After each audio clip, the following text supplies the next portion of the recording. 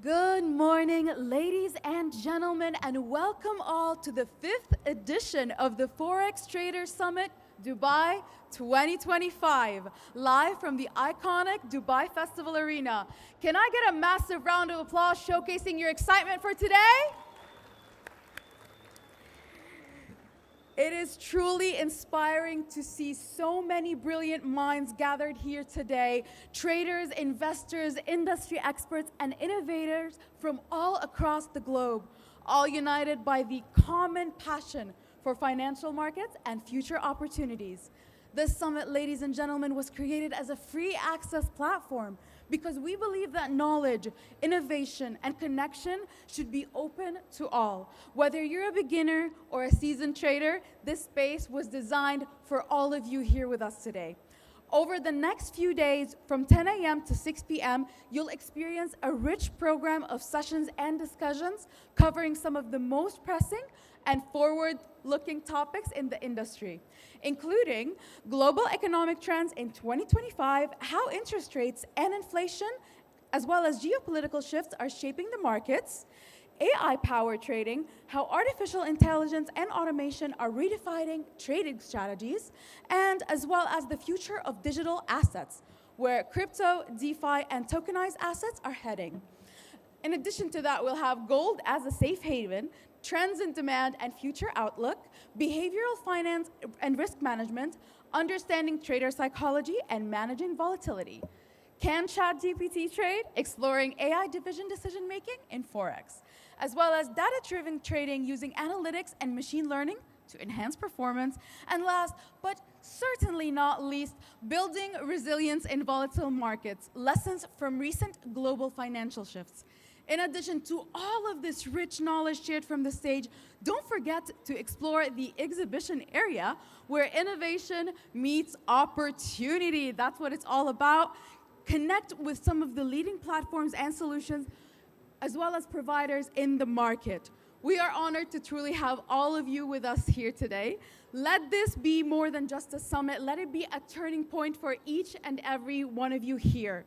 Welcome again, ladies and gentlemen, to the Forex Trader Summit Dubai 2025. Let's shape the future of trading together. Can I hear you? Wonderful. And now, ladies and gentlemen, it is my absolute honor to introduce our first panel, U.S. economic policy under Trump, the impact on global markets. Our moderator today, please put your hands together in a massive round of applause for Raed Al-Khidr, the Business Development Manager and Director. Put your hands together for a massive round of applause. Joining him, we have Mr. Wael Makarim, the Financial Market Strategies Lead at XNES. Joining them, we have Mr. Shadi Saloom, the Regional Director of the MENA region of Access.com. Mr. Amjad Atiya, Director and for TradesView in the MENA region. Put your hands together. And last but certainly not least, Mr. Shilan Makwan, the Head of Trading and Risks at Annex. Let's welcome all of these wonderful panelists with us here today, ladies and gentlemen. I will hand it over to Mr. Raed. Please enjoy.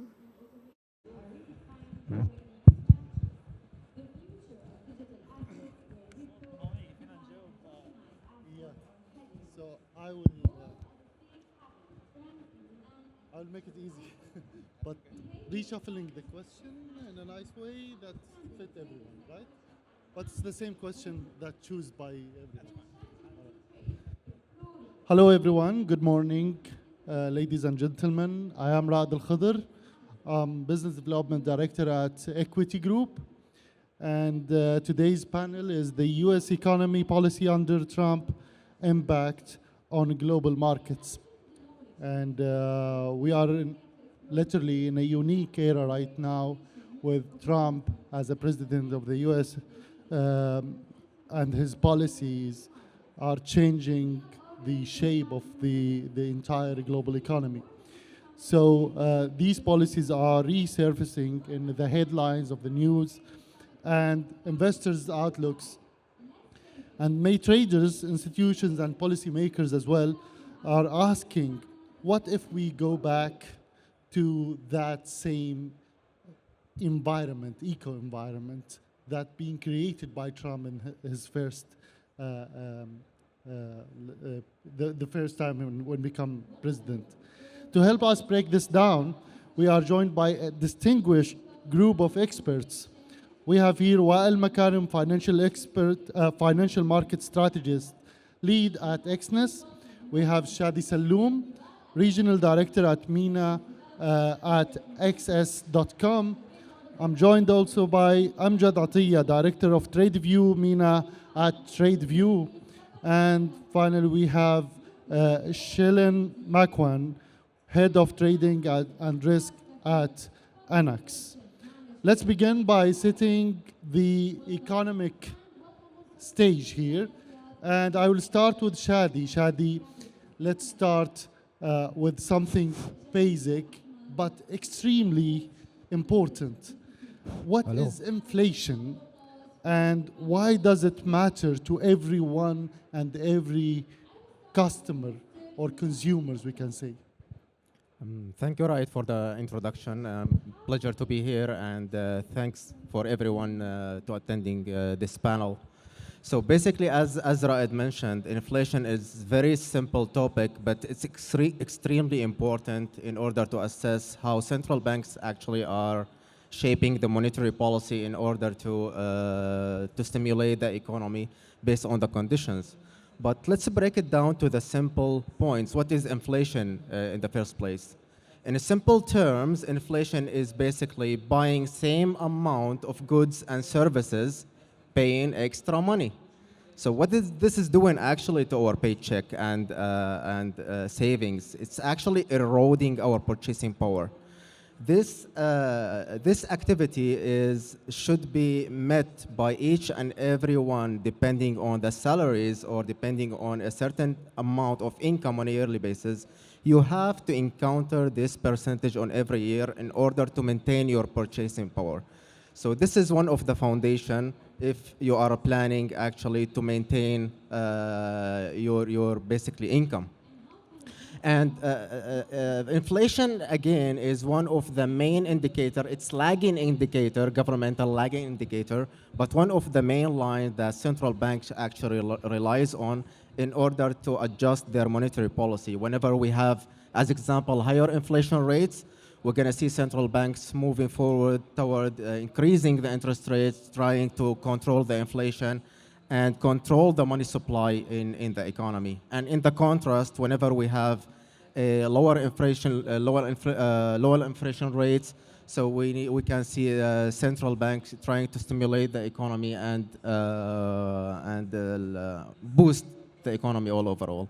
Yeah. Definitely, thank you, Shadi. And as you know, it's like it's not about central banks only. When we speak about inflation, it's lifestyle, it's everything. Inflation does matter every single person on earth. And here I will build on that and move to Amjad. Asking you, Amjad, can you walk us through what the Federal Reserve does and how it influences the inflation matter? Thank you, Ra. It is a pleasure to be here. I think this is almost my 20th year doing these events, you know, with Wael. So we've been doing this for quite... Always pleasure Yeah, sharing thank stage with you. You know, so it's as probably the only American in the panel, so it's it's good to talk about the Feds. So the Federal Reserve is basically the central bank of the United States. You know, it's called the Feds because the United States is a federal union rather than just a simple one-state country, so to speak. So their function, they basically have two functions or two mandates set by the Congress, is maintaining price stability and maximum employment. So maximum employment meaning that they need to ensure that the conditions of the economy allows for the optimum number of people getting jobs. And price stability basically meaning controlling inflation. So we have seen when there is an economic crisis and the stock market and the other general economy start to lag, the Fed will start to cut interest rate to stimulate the economy. when we see the economy heating up or we have higher inflation like what we have seen post-COVID, you'll see the Federal Reserve raise interest rate. So the Federal Reserve has the power because the United States is basically the one that holds the reserve, the dollar, which is basically the global reserve, the currency reserve. So whatever the Fed determines in terms of interest rate, a lot of other countries will basically follow suit because everything is tied to the dollar. So as we see higher interest rate, it's going to be higher interest rate across the globe. It's going to be a lag or a drag on the global development. So what we're seeing now is that the Fed Reserve, as we've seen with Trump, they're always fighting. The Fed Reserve is concerned about the tariff effect, not just on the US, but globally. Trump wants to lower interest rate because he wants the stock market to go up because it's going to make him look good in front of his people. So this is how vital and important the Fed Reserve is in determining not just the U.S. policy, but the global policy because of the dominance of the U.S. dollar as the main reserve currency across the globe. Thank you, Amjad. Thank you so much. And it's really fascinating how one line by the Fed chairman can ripple the entire market. Absolutely, absolutely. That's true. And Wael, my friend, let's bring the interest rates on table again. And the Fed's primary tool is the interest rate. What is the role of interest rate in maintaining economic stability? I believe my colleagues and friends almost covered most of that part. But yes, it's vital, especially like central banks are they use interest rates to control money supply, because money supply will impact the lives of everyone. When they pump more money into the markets, money would become cheap. They stimulate the economy because borrowing would be lower, and then this would help economic activity. It would be easy for everyone. However, there are some times where we have high inflation, or the central banks want to just avoid economic overheating, so they tend to raise interest rates, make it harder for people to borrow money in order to slow down the velocity of money, because velocity matters a lot, especially nowadays. So this is what central banks try to do. Whenever we have tough conditions, they try to lower borrowing costs. They try to add money supply in order to help the economy rebound, survive, be more active, be more efficient. And the other way around, when we have hassles in the economy, when we face headwinds like the ones we faced post-COVID, inflation surged significantly, so central banks moved into raising interest rates sharply and significantly. However, nowadays we're in a very challenging environment for all central banks. We've seen the Federal Reserve during the last meeting, like they didn't do anything compared to their previous meetings, not only about the policy, but even they didn't change much the framework that they're working on. It's very challenging now for central banks. They're stuck whether they will be forced, for example, especially Federal Reserve, because we didn't see much from the Fed during the past few meetings. So they're stuck whether they have to stimulate. They cut interest rates because they need to stimulate the economy and help avoid the slowdown that could be caused, or the recession that could be caused by tariffs, or they have to raise interest rates or to be precautionary on the cautious side when it comes to inflation. So nowadays we're really witnessing very good times to understand how this all landscape works and how central banks would really navigate through tough conditions. It's not an easy time. A lot of changes are happening due to Trump's administration, like my colleague just mentioned. And central banks would act based on data. So central banks, most of the time, they're passive. They wait for the data and then react. Rarely they are proactive, but sometimes if they aren't proactive, they would be behind the curve, like what we've seen during early COVID times, late COVID times. So interesting times to watch out what central banks will have to do with interest rates, and everyone should be watching whenever they have their money on the table. Absolutely. I believe there is always this balance, we can say, between the overheating and cooling of the economy to avoid the recession. And as you mentioned, the COVID, post the COVID, doing that in a wrong way, not having that balance, a lot of moving definitely parts it will lead to like a wrong global consequences. Here I will move to Shellen. Shilin, let's zoom out a bit to the currency market. Hello. And I will ask you here, how does the strong or weak US dollar impact other economies, especially in emerging markets? Hi. Thanks. So first, I'm thanking you for Shilin, just get your mic closer to your mouth because just get Hello. Better Yes, now? much better. Yeah. So Hi, thanks Chilin. for Smart Vision for inviting me and giving this opportunity to present our thought among the experts. Yeah. So basically, U.S. dollar weakness and strength. I believe everyone is mostly have the idea about how U.S. dollar affects our pocket. Many of time it is like more affecting US dollar is affecting more than our domestic currency sometimes. Let's say it is like mostly there are among financial expert and economics reflect the US dollar as the world's invoice currency. Basically everything which we pay mostly somehow you can consider as a raw material or you can consider as a business currency. Everything is buying and selling in worldwide. It is mostly US dollar. If not mostly, majority of time. By last few years, it is like dollar USD market share may be declining, but still US dollar is still worldwide importing, exporting, trading happens in US dollar only. So yeah, US dollar weakness and strength both will affect worldwide economy. Now, how it will affect? So that's mostly depends on the uh, domestic economy. Does it like be it net exporting economy or be it net importing economy? Someone like, let's believe something like Japan or China. Let's suppose we take an example of China. That's let's net exporting country. Being net exporting country, they are always for them it is US dollar always strengthening that their benefit as they are earning from the dollar strength. If right now there is in recently I would just express there is last week or before last week there was one good book published by the chief economist of IMF, Kenneth Rock. uh, Title is Our Dollar and Your Problem.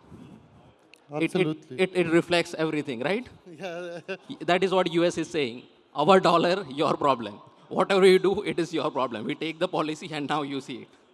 absolutely. We know that the So dollar. yeah, so that's like basically whatever Fed decides, Central Bank of US, whatever policy they decide, that will reflect in your balance sheet. Like we call it a balance of payment of what balance it is for private company, while balance of payment it is for economy. Like every country has some net balance of payment based on their import and export. So any decision made by federal will affect your balance of payment of your country, and that will by the end that will affect your pocket, individual customer. It doesn't matter which country you belong, but until we are the part of global business system, each citizen of each country will affected by the US dollar changes. Yes, indeed. Dollar is affecting all of us. Yeah, for at least for No. time being we can say that that's like god of all currency. I don't know about the future, but right now it is. So far, it's dominating. Thank you so much, Shilim. And let's now shift gears to the policy dimension and specifically the Trump era approach to trade regulations and all of these points. We saw an aggressive, very aggressive stance on tariffs, corporate tax, and withdrawal from global agreements.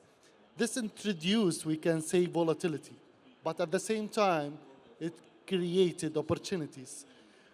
From that point, here I will ask you, Wael, first.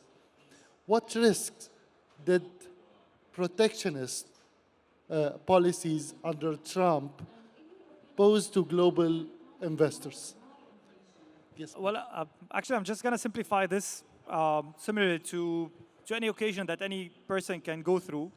If you have like, if you want to go on a trip and you don't know how the road's gonna be, or you don't have a lot of certainty or visibility on the road, you're just gonna take a break to think again. So what if it's about trade policies and the way that you need to do business? So when Trump won the elections, everyone knew that we're coming into a new era and that he's going to take a lot of steps, a lot of measures, and he has all the right to do that because we've seen how the US economy has been performing. We see how other trade counterparts, they were taking advantage of the states. We have seen the trade balance for the past few months, how it shot to record high, even the imports. So, of course, this created a lot of uncertainty, especially for businesses, especially for long-term investors, buy-only investors. But also when it comes to such changes that we've seen, it creates a lot of volatility. And the markets nowadays, they're very sophisticated to the extent that whatever happens in the market, you can find a financial tool to just benefit from it. Whether on the downside, whether on the upside, whether high volatility, whether low volatility. So a lot of times now you have the tools needed to assess and amend and be able to adapt with the current conditions. But what matters the most is being knowledgeable and know how things are evolving and try to save yourself in such conditions. Sometimes it's not always the case to make money, but to pass through the hard times in order to jump into good opportunities. And I believe this is what happened during the first few months, or the past few months since mid-April. We've seen almost a bull run, a more than 20% rally in most of the indices, especially on NASDAQ. So I believe this, of course, created some headaches for businesses, investors. But as things try to get more clear, more certain, it would be easier. Every time when you have a new administration that wants to reshuffle things, investors will start making a bit of a harder work to try to cope with changes. But it's very normal. And I believe we are in a very sophisticated financial medium that would allow. But here, let me just interrupt you on this point a little bit. If we say Trump is taking his moment and waiting and looking around, figuring out a better situation or trade deals, but these trade relations being built over years as well, right? It's like with experience, a lot of gathered experience being played there until we reach to that kind of relationship or trade relationship. Blowing all this up and creating something new, is it a trademark for Trump, or just we are talking about it was not fair? It's not a trademark for Trump, but it's about his priorities. His priorities were deficits, whether it's trade deficit, whether it's budget deficit. And when it comes to trade, for example, if you look how things were evolving, just look at the imports last month and the prior month. 400 billion, plus 400 billion the US is importing from its counterparts. And look at the exports. We have a trade balance of more than 120 billion in deficit. So this is something that, of course, if you are head of a country, you need to do something to evolve it. And correct me if I'm wrong, Amjad, because he lives there and he feels that essence. Everything comes from China. I was in California in the summer, and a lot of businesses just moved out from the US because it's very, very expensive. They don't have the proper medium to do businesses. And imagine, like, even China, they felt the heat that they are origin washing all what they are pushing to the States through Thailand, Malaysia, Vietnam, and all these countries. So what Trump has done, yes, it's a shock maybe to the financial world, but it has to be done. He has all the right to do that to protect the US and to preserve that the US will be the #1 economy in the world for the next years to come. And things will adapt. And his approach on going straight sharply on his on other counterparts, it's a play, because whenever you're starting a fight, you don't just punch and wait for your opponent. You need to punch them a couple of times until they are ready to give you good trading conditions, what I believe Trump has done. Thank you so much, Wael. Thank you. You made it very clear here. I will move to Shadi. Shadi, you touched on interest rates earlier, but I'd love your take again from a region view. What is the role of interest rates in economic stability when you factor in policy shifts like those we are seeing under Trump? So basically, allow me to add on what Wael has mentioned previously related to the current economical situation that we have globally. I believe that it's part of it that Trump's trying to make America great again by trying to overcome the Chinese economy that we don't have actually a reading for economical data from China, which is still fuzzy in certain of areas. And I believe Trump is trying to elaborate on this part and trying to see, is it the alleged power or economical power of China is true or not by imposing those crazy tariffs. On the other half, there is another war which is internally in USA, and correct me if I'm mistaken. There is a conflict between Donald Trump and Jerome Powell. We know that Donald Trump has no any influence whatsoever on Jerome Powell policy, and what he's trying to do is trying to push Jerome Powell to start slash interest rates and try to stimulate economy in order to start to stimulate the financial market again. Because we have seen in Trump's first period, he relied a lot on the growth in the financial market in his campaigns. And this is what he has done. And we have seen Federal Reserve just following a very passive approach, like holding the interest rate for the third time in a row and waiting for all the data. And in the same time, what Trump has done, he appointed Elon Musk in his backyard, trying to combat any inflationary outcomes coming from this approach. It's sort of worked, but again, we have seen the uncertainty in the commodity market. We have seen gold rocketing in unprecedented prices. And now we get back again to we agreed on a 10% maybe yesterday or the day before, and try to ease this conflict. So I believe that it's going to be sorted out in somewhere, but again, Trump is trying to put the dots on the line and trying to reshape the financial economy of the USA and build it all over again. So this is what I believe. And when it comes to the interest rates and the central banks, as gentleman has mentioned, that there is one point related to the financial market. Whenever the interest rates are high, we have seen traders and investors and smart money moving to safe haven accounts because it's already paying a lot of interest. Why I need to risk my money? So I can put it on the saving account or money market accounts and make a lot of funds, a lot of profits. On the other hand, whenever the interest rates are low, so the investors are trying to compensate, moving or shifting toward the equity market and maybe bond market too. Yeah. Thank you so much, Shadi. Absolutely, as you mentioned. I believe now Trump is like, he says stuff that we feel for the first time, it's crazy, but later on we start adopting with these stuff because they create and reshape the real life for the US at least, and the world sometimes. Here I will move to you, Amjad, again, and you work closely with institutionals. From your perspective, what were the key risky global investors facing from protectionist policies under Trump, and how did that change portfolio strategies, we can say? So as we were just talking about Trump, and I just want to, just comment on this quickly.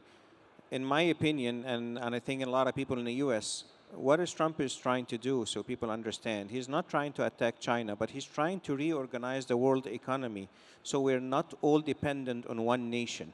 Because if you look at, manufacturing has basically diminished from everywhere except from China and Southeast Asia. If you have a national emergency, like what we had in COVID, we are all dependent on getting our supplies from China. This is not the right way of doing things. China cannot be the only factory of the world. We need to diversify, not just in the US, but globally, and not be all dependent on one nation, because that will give that nation, whatever that nation is, superpower.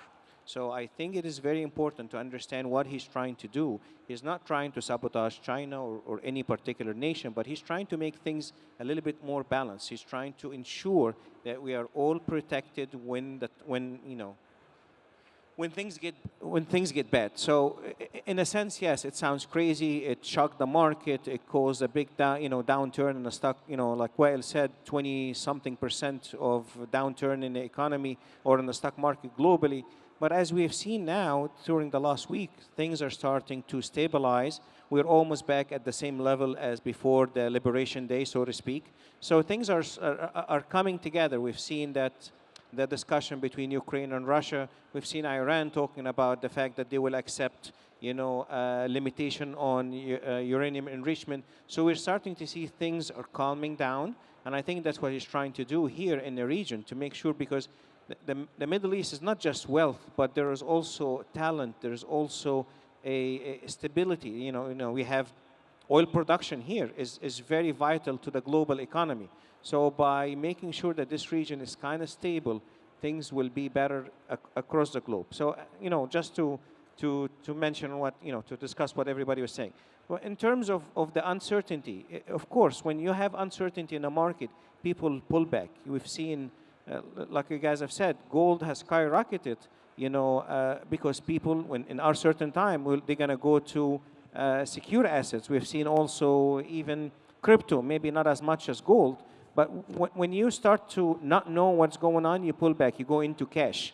That's why we've seen the 10-year rate skyrocketing in the US. Because why? Nobody wants to put money in the stock market. Nobody knows what is going to happen. So as we start to see things, normalizing, so to speak, I think we're going to start to see more money going into equities globally, especially in the US.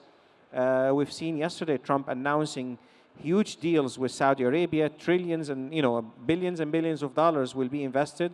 We've seen Nvidia jumping, Tesla. So I think in the next maybe 3.5 years, when people understand what he's trying to do, when you have some sort of normality again, we're going to start to see a global economic boom. We're going to start to see reduction in interest rate, slowly but surely. Eventually, the Fed will come along and start to cut rates, maybe around the fall. And we've already seen the ECB, Bank of England, cut rates because of European, maybe their situation is a little bit more dire than the US. But I think overall, in the next few months, we're going to start to see maybe gold will come down. I know people here maybe prefer gold to stay up, but I think at this level, it's pretty high. I don't think we're going to go down that much, maybe around the 3,000 mark. But nobody wants gold to be so high because it reflects that there's something fundamentally wrong with the economy. You want gold to go up in the normal rate of inflation, not 20, 30% every year, because that means that the global economy is sick, basically, and it needs, people don't know what to do just but to buy gold.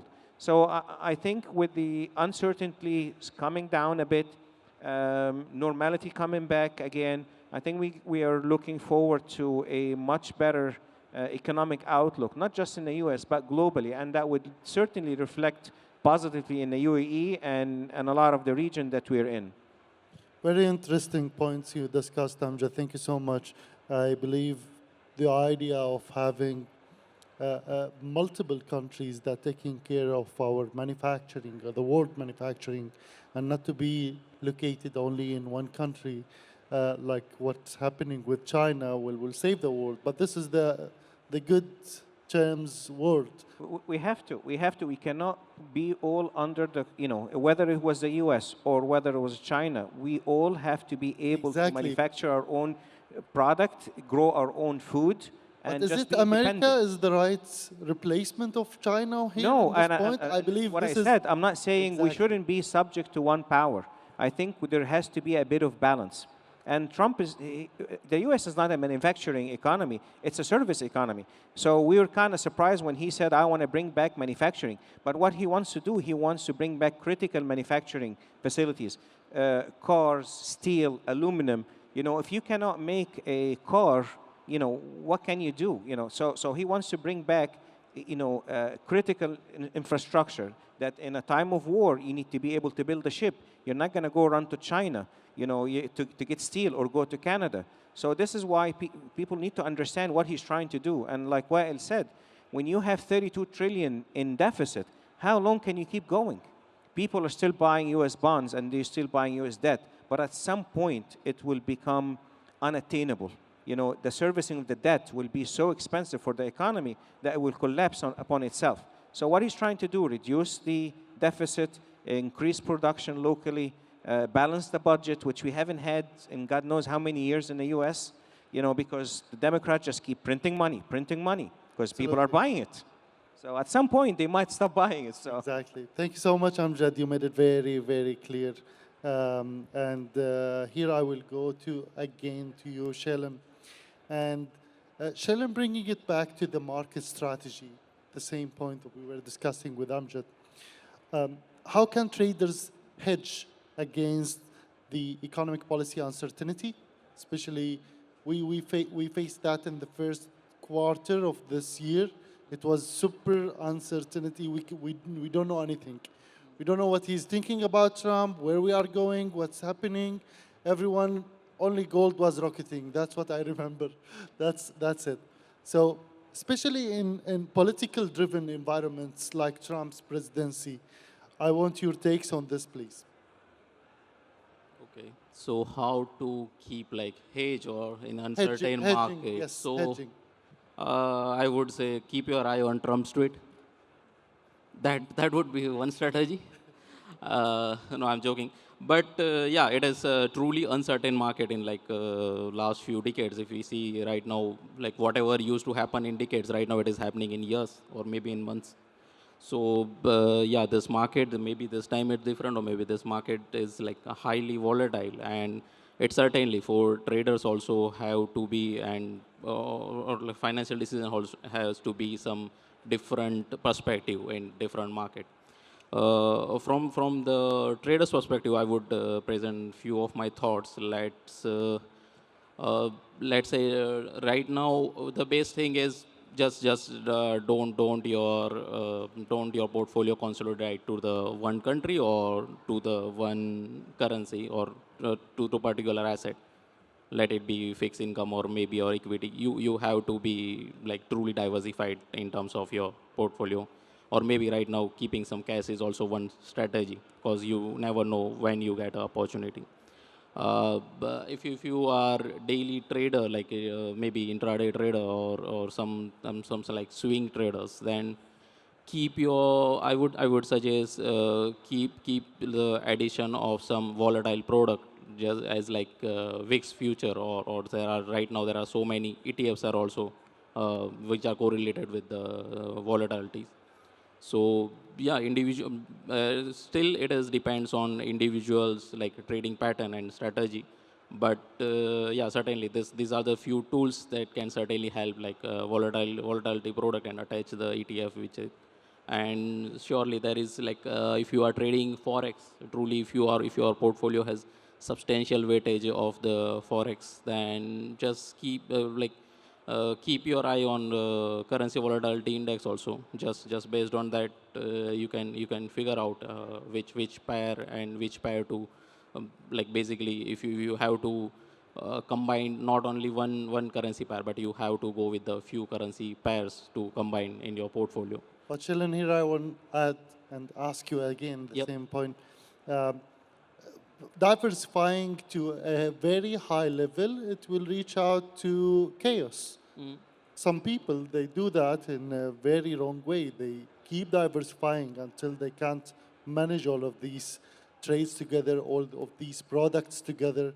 And it's like you are in the middle of the market with all products against you, not with in your, let's say, benefit. But do you agree to which level that we can diversify our portfolio, and what exactly products can be traded together? What level of diversified, that's depend like particular from person to person and from trader to trader, what kind of risk he is ready to take. If he aggressive trader or conservative trader, maybe, but for both of this, like a different kind of personality, for both of this there will be different weightage of portfolio. uh, Aggressive trader may we go with the more aggressive product like the forwards or future, or even the some OTC highly volatile product, or right now the we can say crypto also. If you truly understand the this crypto segment, you can be aggressive trader, can be take the leverage of it and take the benefit of it. But if a conservative trader, then you have to be little bit higher in percentage of the less volatile product. Still, we cannot say it was the old days. We used to say that fixed income is like less volatile and more hedge. But right now, even fixed income is not that less volatile. It is even some countries fixed income even beating the other forward like future and other markets also. So that depend on traders. Thank you so much, Shilim. Thank you so much. We have covered a lot of ground, from inflation to interest rates, Trump era unpredictability, we can say, to risk management with Shilim.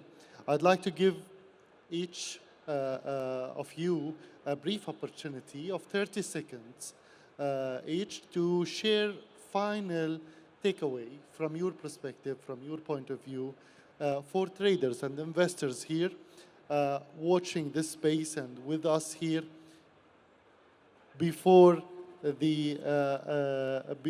before we finish and wrap up this session.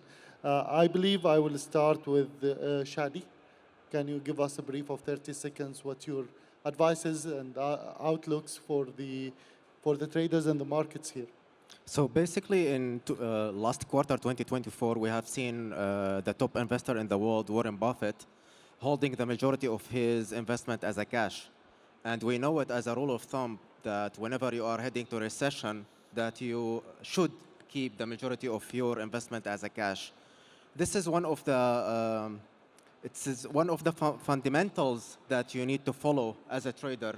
Try to hunt those information in order to predict where the market is heading, because the expert knows and have more information that we have. And if you want to trade in the market, try to aim for long term, because there is another general rule of thumb. If you want to invest in the equity market, for instances, you should maintain your position for at least 5 years. Perfect, 30 seconds, exact. I will move to you, Amjad, please. So if you're trading in a global market, I give you a couple of quick tips because we've seen thousands and thousands of traders. Don't over leverage yourself. So do not think you're going to be a millionaire in 1 day or 1 week. This is a long game. It's not a 1 day. You may get lucky once or twice or 3 times, but if you continue with this, it might not end well. So don't over leverage yourself. Take your time. There is always opportunity. When 20 years ago, when I started this, we got the NFA license. Somebody told me, listen, the FX market or the global market is like a train station. There is a train every single hour. So if you missed a train, don't jump. Don't try to follow it and jump in the train, because God forbid you might fall on the tracks and get injured. So take your time. Don't over leverage yourself. There's always an opportunity, and there is always tomorrow. Today is not the only economic release. Tomorrow is another one, and the day after there's another one. So take your time, stay for the long game, and look for a steady return, not just a one-time heist, basically, and get out of the market. Thank you so much, Amjad. I will move to Shailen, please. Essentially, I would just present my thought on her current, as I even answered previously also. Right now, this time is fast. Maybe we all are feeling this. So always, and we all are like bombarded with the information on in this era of internet. So just understand between the difference of, I would say, information and knowledge. Because sometime not in some time, always you will get bombarded with so many financial information, and it will just basically affecting your psychology, and that's just they want to react you in a second or in a microsecond, and that's where you made most mistakes. So just take your pause. As our expert already said, there is every hour, or I would say even there is every minute, there is opportunity in market. So just don't jump in hurry. Take your time. That is by the longer run, if your thoughtful decisions will always give you return rather than just jumping in a quick hurry. That's true. Thank you so much, Shailen. Finally, I will move to you, my friend Wael. Your 30 seconds start now. Yeah, I repeat what Amjad has said. 2 more things to add on. Don't fall for fake marketing. And there's always opportunities in the markets. So just you need to be knowledgeable and rely on AI, because there is a lot of potential. But again, don't fall for fake marketing. When it comes to markets, I expect there would be a little bit of choppy movement in indices for the next 2-3 months. August, September, the first 2 weeks of October, we're going to be again into uncertainty, and I believe the market's going to dip again during that time. But then we're going to be having a revival. Keep an eye on oil prices because they're key for inflation. If we see oil still below 60, inflation expectations will go down, inflation will go down, inflation expectations will go down. Fed will have more decisions, more reasons to cut interest rates. So that will stimulate everything that we're seeing in financial markets. Thank you. Maybe a little bit more than 30 seconds. Thank you so much, Wael. And thank you all for your sharp, practical, insightful views. To everyone here, I will say markets don't wait. They move within headlines, emotions, and momentum. But panels like this one, definitely it will give us the chance to pause, reflect, reconsider our strategies for what may come. Please join me thanking our speakers, Wael, Shadi, Amjad, Chelian, for their valuable time. And thank you for expertise. making it a good Thank panel. you so much, Nalal. guys. Thank you. Thank you. Enjoy the rest of the day and trade smart. Thank you.